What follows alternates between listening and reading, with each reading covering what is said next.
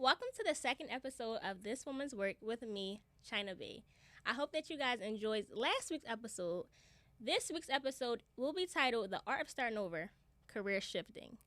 Today we have our guest, Janelle Sanchez. Thank you so much for joining us. Thank you. And she's going to speak a little bit about her journey.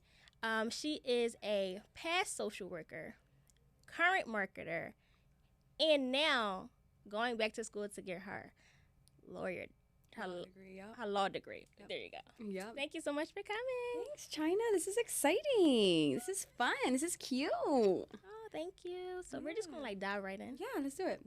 So share with us a little bit of your history. How did you get here? Yeah, so I became a social worker.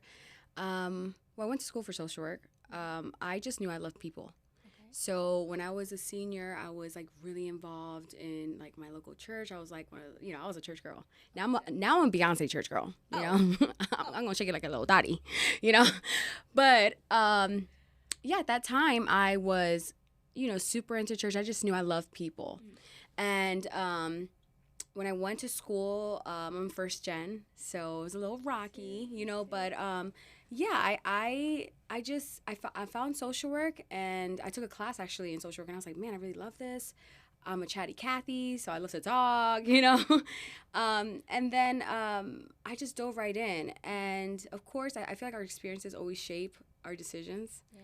So I knew I wanted to work with families. I knew I wanted to work with women who experienced abuse. I knew I wanted to work with individuals who are struggling with alcohol and individuals who are struggling with addiction. Mm-hmm. So I got my bachelor's, and then I worked at a family shelter. I worked at a sex trafficking shelter for survivors.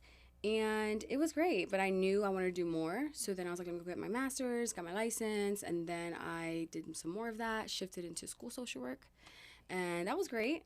And honestly, I think after COVID, I just got to a point where I got burnt out because, if you grow up in a lot of trauma or some of those things, and then you go, I wanted to work in that, all that good stuff. Of course, I picked up therapy on the way, but it's almost like you're always in that pot. And for some people, it's great. And for me, I did what I did. And I was like, it's time to move on. Yeah.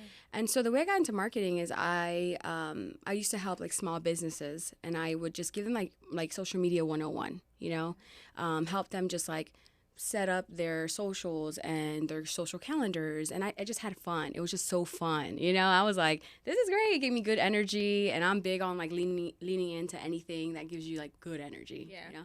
So, I did that, and I was like, you know what? I want to live in a bigger city. I need more. First of all, my husband is not in my hometown. Well, where's your hometown? I'm so sorry. Where's your hometown? Lancaster. So it's a small little city, Lancaster. Like an hour and a half from Philly. Okay. So so I was like, I want to go to a big city. I told my coworker, she's a school counselor, and I wrote in little pieces of paper, DC, Philly, I don't know, but not here. And I went to her office. I was like, pick one, So anyway, I came to Philly. And I told myself I'll be a school social worker in Philly until I can pivot. Okay.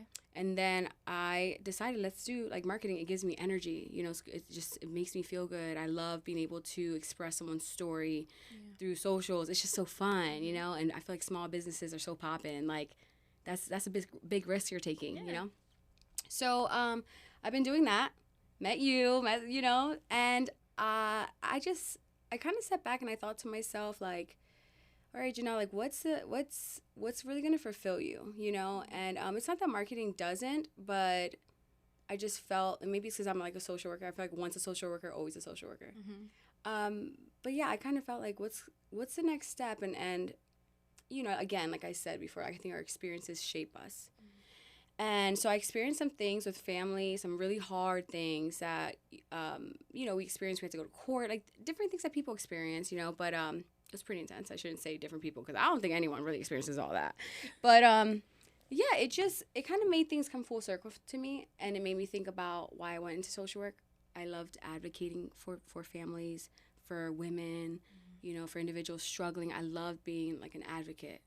And I knew now that I'm 32 versus being 18 going into school, I now know I want to do something that complements my personality. Do you know what I'm saying? Because then it makes it fun. It makes it not easy. Makes it you. But it makes it me, you know? So law just seemed to be the perfect next step, you know? So, yeah, so that's where I'm at now, studying for the LSAT. So, just to take you back just a little bit, I know how you said sometimes our experiences allow us to walk into a different path. Do you feel like, in a way, whatever your experience is, you don't have to go into it, do you feel like once you walked into social work, you became a social worker, do you feel like that healed you? Or do you feel like that more so made you feel like you were putting yourself in a place of reminder? So I think when I was taking my classes, I was going through my courses, as I learned more about the psychology, as I learned more about how our experiences can, like I said, like shape us, it helped me take a step back and not take my childhood so personal. Do you get what I'm saying? Yeah. So it was healing. Like, I think the school process was very healing. Being in my bachelor's, getting social, you know, doing all these classes, family violence, family and marriage, just all these different things, like addiction. Like, I just took all these different courses, mental health, and it definitely gave me a moment to sit and process some of my own things. Like I said, therapy. Now, when I was in the field, I think at that point I was resolved for the most part, you know, in the sense of feeling healthy to help others. Okay. You know what I'm saying? Again, I love to run, right? Like, I love to, like, get new recipes and, like, eat good things that are good for my body. You know, I love to read. I love leaning into the things that give me good energy. So those were things I learned along the way to help sustain my health overall, mental health, physical, spiritual, all that good stuff. Yeah. I do think when someone is burnt out, whether it's like new experiences that arise, right? Or they let go of those things that take care of them, I think that's where it can get tricky. And then you could start to lean into some of those things that, you know, might not make it enjoyable. Yeah. Yeah. So I guess my next question would more so be, what made you exactly feel burnt out in a way to make you, one, leave social work and then say, okay, I'm going to start all over? Because starting over, it's an art. It's truly an art. It's not easy. You just have a feeling sometimes, but you don't know what's next. Exactly. So where was that moment for you? That's what so was good. that moment? You know what? That's so good. Because it's funny, because now that I'm in it, I feel like, wow, social work, I'm not starting over. This is just an extension. Do you get what I'm saying? That's how I feel. And I feel like everything in our life happens for a reason. I feel we meet people for a reason. I feel like timing is all, like, it's all on purpose, you know? And for a minute, I used to think, I'm starting over. Dang, I'm 32 now. Like, I don't even got kids. I got a shorty come here and loving on me, you know? Like, where's my timeline? And, you know, as women, our bodies, you know, sometimes society, not sometimes, all the time, society is putting these pressures on us. Absolutely, yep. And so, you know, the lens or view of, like, I'm starting over, like, overwhelmed me. But then when I shifted that and I was like, I'm not starting over. This is actually was always a part of my journey. And it's just an extension. You know, this is the next step. This is the next chapter. And I remember during COVID, I was actually a residential director in a shelter in Trenton. Because I already knew I wanted to move to a bigger city right before COVID, like literally a month before everything shut down. And I moved over here. And I remember I worked through the whole thing, like, you know, time that everyone was working from home. And when that, like, you know, when people start, you know, when the world kind of started going again, I had moved back to my hometown because, because it was just, you know, it was just a lot being here by myself during that time. So when I moved back home, I kind of was already feeling like, I don't know if this is what I want to do right now. What happened? There was a very, like, big thing that happened, and I feel like, I had some, like, family things going on. So I had like someone in my family, like, experiencing abuse, and it was within the family, and we were all, like, parted, and then we had to go to court, and thank God that this person got justice, but the other half of it, you know, these are deep things, big things that, you know, really make you step back and reevaluate your childhood, because now Yeah, it's yeah. not what you thought it was, but is it what you thought it was? So you're just like kind of going back and forth with that, or I was going back and forth with that, just being able to like heal from that or process that, because I don't even think that was like a healing portion there, yeah, I was just processing.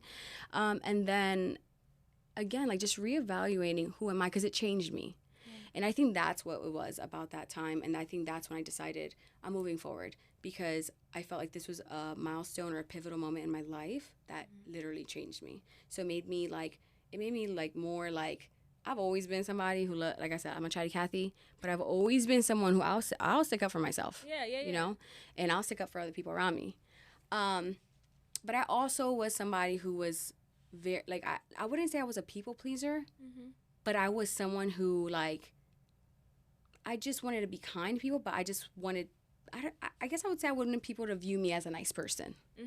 Where now, I'm like, hey, sis, you like me, great. If you don't, I don't care. Oh, no, I get that. I get that. So, yeah, I think that was a time. That was, like, a time that I was like, we're done.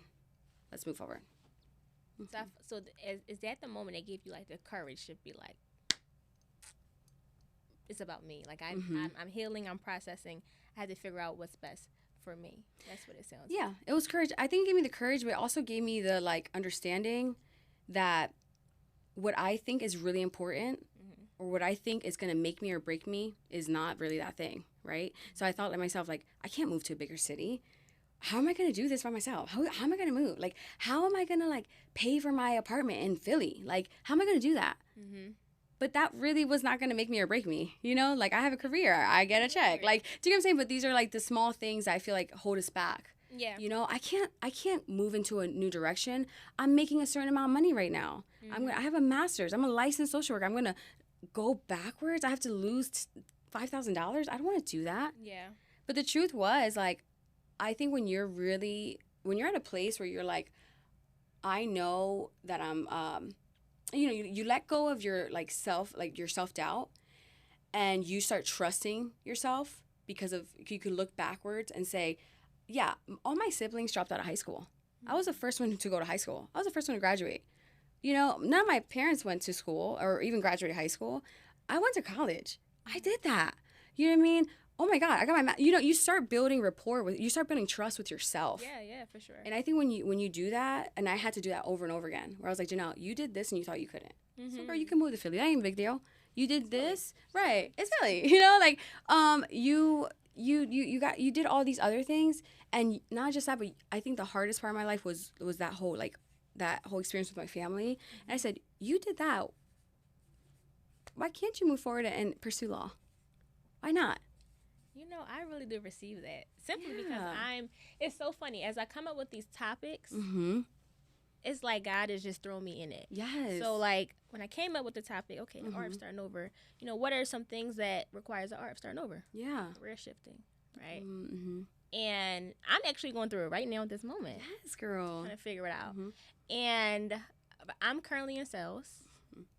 And I'm like, I'm the type of person where you can show me how to do it, I can do it. No problem. Doesn't mean that I love it. Right. So I'm at a place where it's like, China, what are you passionate about? What is it that you really you're supposed to be doing? You're called to do. And I haven't quite figured that out, but I kind of know what's kind of like not for me. Yes. And I actually got pulled aside. Okay. By my director. And I don't think she meant any harm by it, but she would just kind of like let me know where I'm at. And she was just pretty much like, you're getting older. Like, you're running out of time. Wow.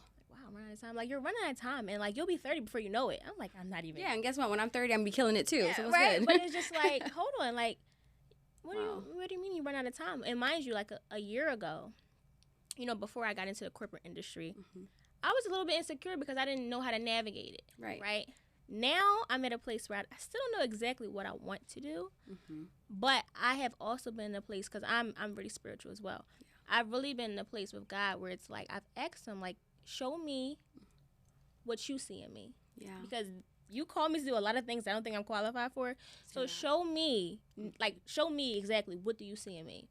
And as I've been like growing and walking with him, it's like I've been able to starting to see that. So for me, I'm not gonna lie. When she said that, I almost like went to the bathroom and cried. Yeah. Because for a second, it's like, oh my gosh, when you don't know what you are called to do exactly, or you don't know what's next, you can get a little afraid, right? Absolutely. And I remember, one of my great coworkers, she was like, "Chai, you good?"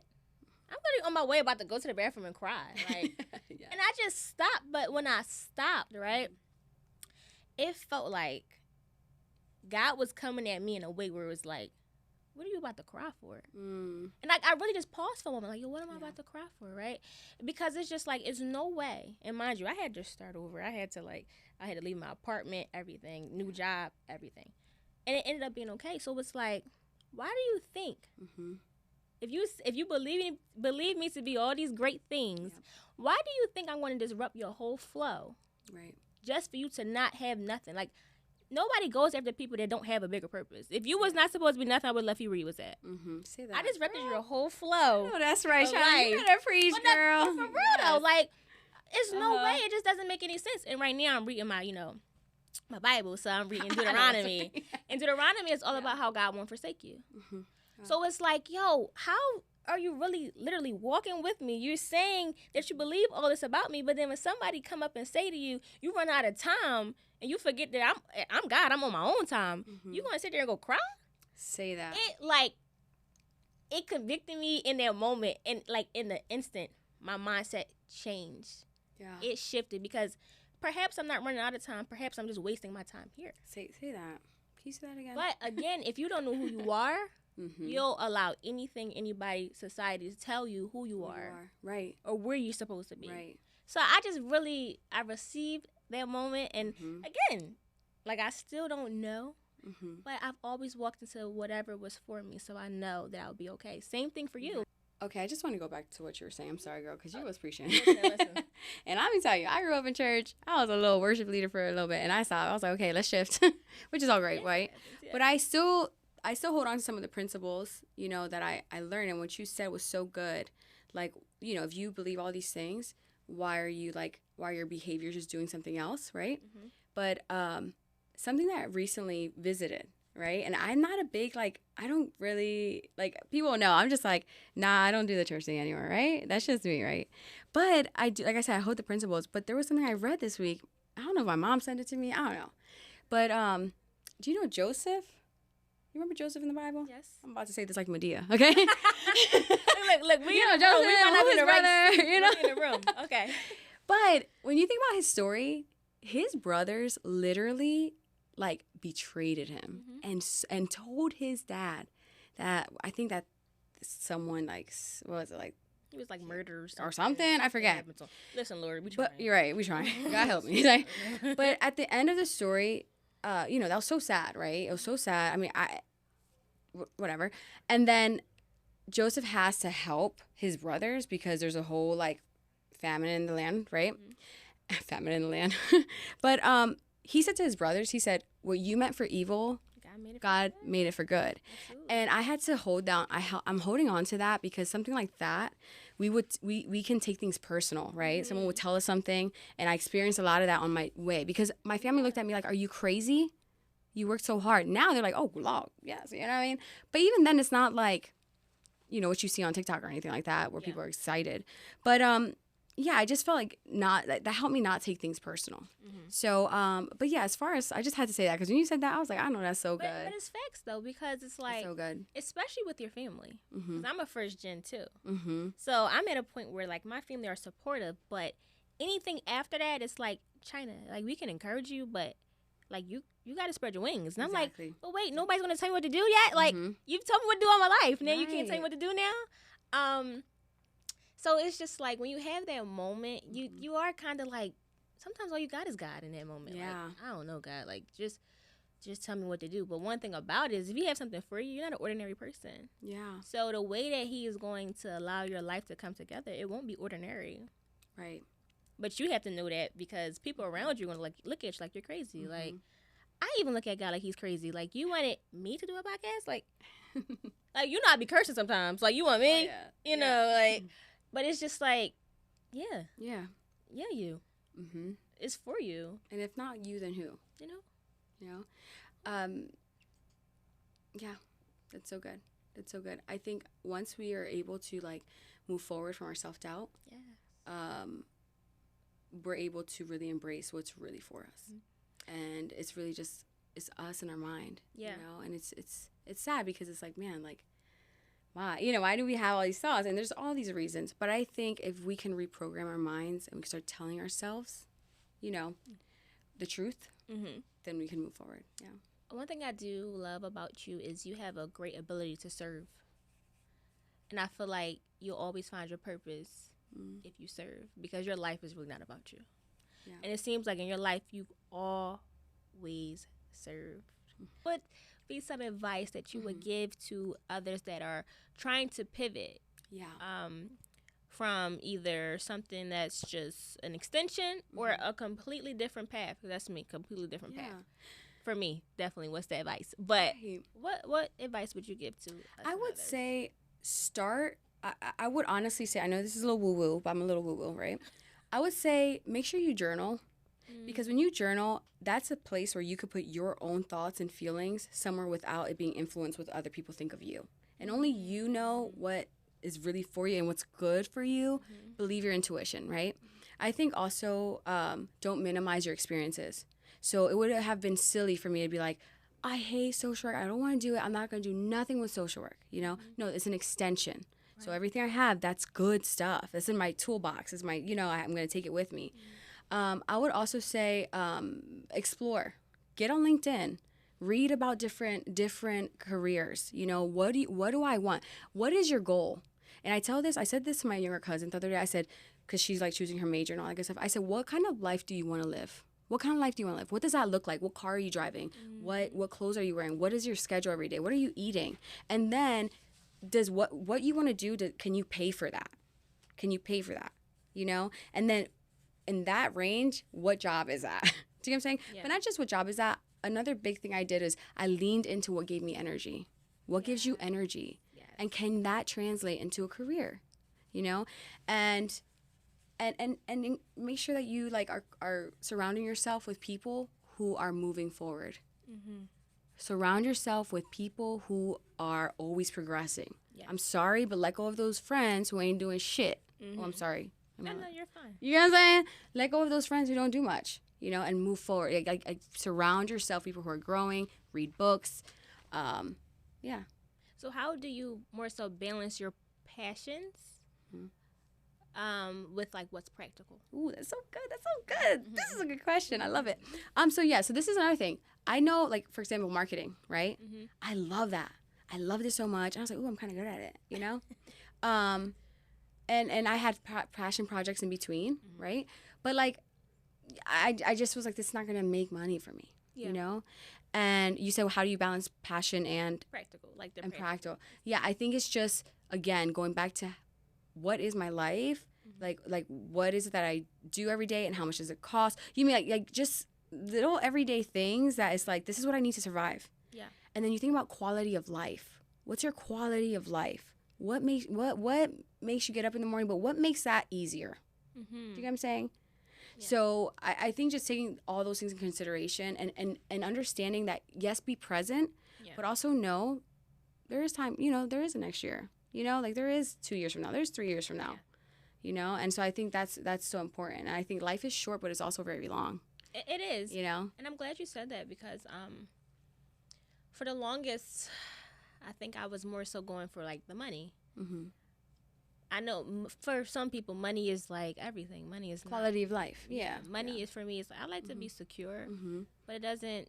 Once I don't want to do a certain thing anymore, the money doesn't keep me going. Like I'm like, oh, okay, here we go. I guess you know. And it's like I'm at a place now where it's like I can do anything to make me money. What is my passion? What's going to keep me going in a way where I'm not? I'm energetic one year and then the next year I'm just completely drained. What's going to keep me going? Because, you know, hardships come. Yeah. So I'm definitely at that standstill for myself right now. Yeah, so good, China. I remember my professor said to us, she said, I always remember this. She was my social work professor, and she said, remember your job is not your life. It's how you pay for your life. And when she said that, I feel like she was like low-key saying like, why are y'all social workers? You know? But when she said that, it's so true because I think especially our generation and like I think like that 30-year-old and down, because of what we had social media growing up, or you know, in an interesting space. Sometimes like I know, no shade, but I know a lot of people are like, I just want to be an influencer. Well, sis, guess what? How much money you want to make? What kind of life do you want? You want to influence your life, but you ain't getting no, like, influencer money ain't going to give you that life you want to project. Do you get what I'm saying? So it's like understanding your job doesn't have to be your passion. Right. Okay. Right now, I'm working a job that's not my passion. But it's helping me get to a place where I can have a good quality of life so I can make space for my passion. Do you get what I'm saying? And I think that's what we have to keep in mind is how can I make space for this? I love creating, but I love creating specific things that I like to create. Right. How can I make space for that? What job is going to give me time for that? And how, again, what job can I do that complements my personality? Yes. So it's not draining. Do you get what I'm saying? So it's really a return of investment. What are you willing to, you know, what's worth the risk, I should say. You know, what's not the risk, what's worth the investment. Yeah. What's worth the investment? Left me with like a lot of thought-provoking questions that will require answers that I plan on answering once I journal.